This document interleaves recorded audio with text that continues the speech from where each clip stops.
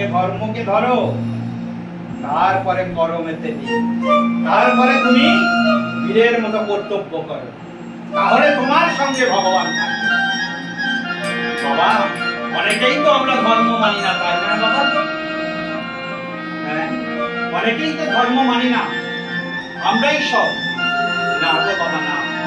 সংস্কার পূর্ণ যদি না হয় তাহলে তার জীবনটাই বৃথা। আমরা সনাতন হয়ে জন্মগ্রহণ করে যদি ভগবানকে না মানি, আমাদের জীবনের অস্তিত্ব তাই না? তাহলে এখানে কি বলছে? ধর্ম। আগে জানতে হবে ধর্ম কি, তাই না বাবা? ধর্ম কি গো? যমরাজ বলছে কোথায়? ভাগবতে 6 স্কন্ধে 3 অধ্যায়ের 19 নম্বর শ্লোকে বলছে ধর্ম কি? ধর্মান্তু সাক্ষাৎ ভগবত প্রণীতম। ধর্ম হচ্ছে ভগবানের তৈরি করা কিছু বিধি।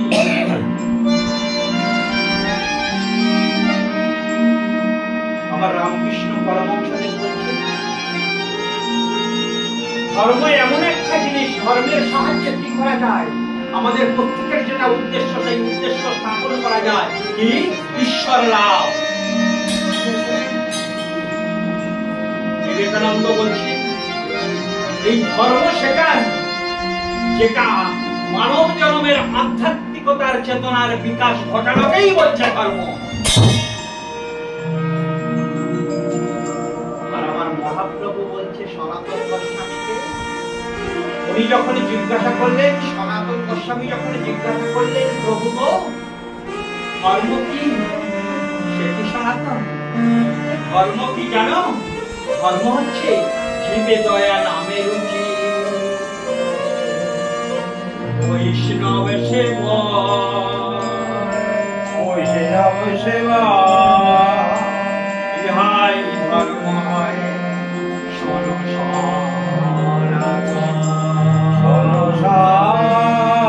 সনাতন। জীবে দয়া নামে রুচি, বৈষ্ণব সেবন, ইহাই ধর্ম হয় সনাতন।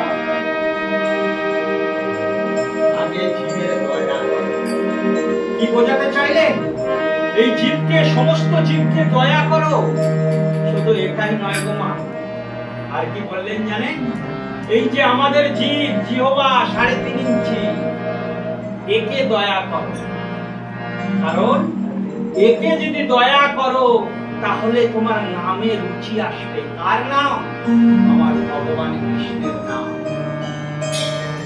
কৃষ্ণের নাম যদি তোমার দয়া করে তোমার এই জিহ্বাতে আসে তাহলেই তোমার ধর্ম করা হয়ে যাবে। আমার ভগবান কৃষ্ণ ধর্ম সম্বন্ধে কি বললেন? অর্জুনকে শেখালেন ধর্ম সম্বন্ধে। অর্জুন, ধর্ম কি জানো? ধর্ম হচ্ছে ধর্ম করো মোরে, আমাকে আশ্রয় করো। যখন উনি গান্ধী ফেলে দিলে যুদ্ধ করবে না কেন? তার বিপরীতে ছাড়া আছে, তার আত্মীয় পরিজন, তার নিকট আত্মীয়, তার দাদু, তার জাতিগত পুত্র, ভাই, আত্মীয় পরিজন সকলে আছে। তাদেরকে কি করে আমি হত্যা করবো? না না না না না না সকাল না, এই যুদ্ধ আমি করতে পারবো না, এই যুদ্ধ আমার পক্ষে সম্ভব নয়। অর্জুন, আমার উপরে তোমার ভরসা নাই? ধর্ম কি বলে জানো? এই কর্তব্যকে বোঝাতে গিয়ে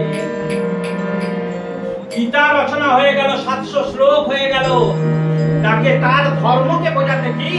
ধর্মই কর্ম।